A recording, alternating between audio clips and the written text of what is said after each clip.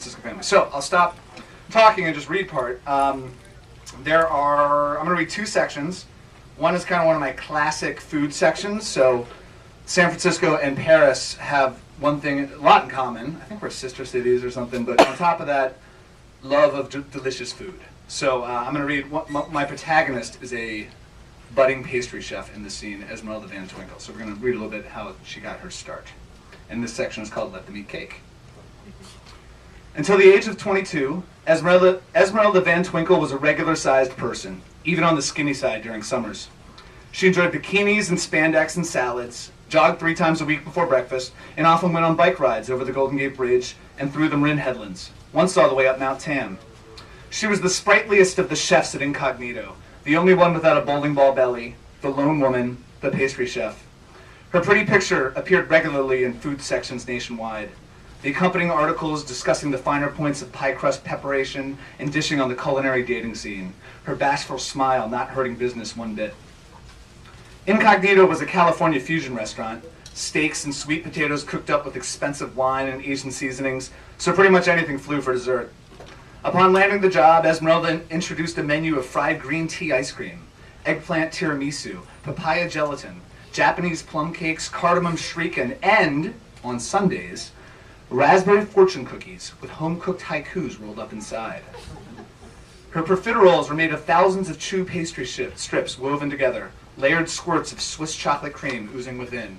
Her handmade ice cream was cool on the spoon and warm in the mouth, thick as mashed potatoes. Her apple pie cracked with ripe fruit and fresh cinnamon, a dash of saffron spicing the crust. But the showstoppers were the oatmeal raisin cookies, outrageously lush and creamy, always fresh from the oven and tongue-latheringly soft. Shaped in trapezoids and accompanied by scoops of vanilla ice cream, the cookies were light and rich, complex but simple, sweet yet savory. Contradictions that tickled the palate so imaginatively that many diners broke out laughing for sheer joy. The perfume of fresh-baked goods meandered down the alley in which Incognito was housed, the thick, wholesome aroma giving the upscale neighborhood a downright homey feel. Grandma's secret recipe and natural goodness twined up in a perfect, pure dessert.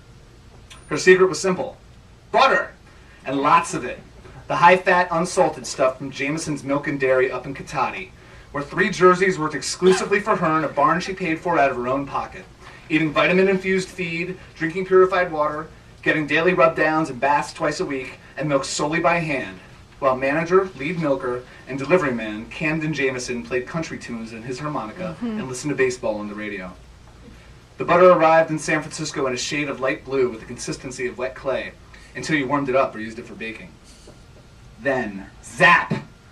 Within months of Esmerelda's hiring, Incognito was swarmed. Most diners skipped dinner entirely and ordered 3 or 4 $20 desserts with accompanying elaborate specialty coffees.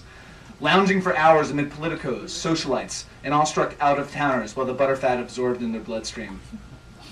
Incognito raised prices, expanded the seating area, paved a new patio with heat lamps and abstract sculptures, but it was still impossible to secure a reservation with less than 3 months' notice.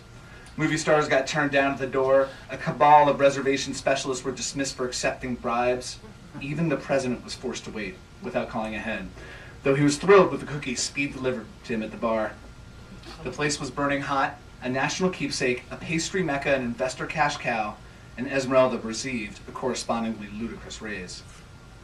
She was apotheosized in Gourmet, Bon Appetit, The New Yorker, The New York Times, the fawning articles accompanied by large photographs of Esmerelda in the kitchen modeling evocative silk blouses and short skirts without pantyhose, chestnut hair strewn lazily over her aprons like unraveled extension cords, seductive flower slashes on her cheeks.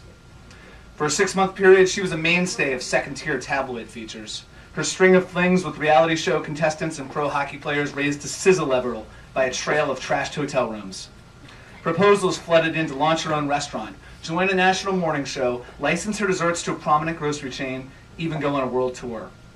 And the 3 jerseys in Cotati barreled ahead with the world's most sublime butter.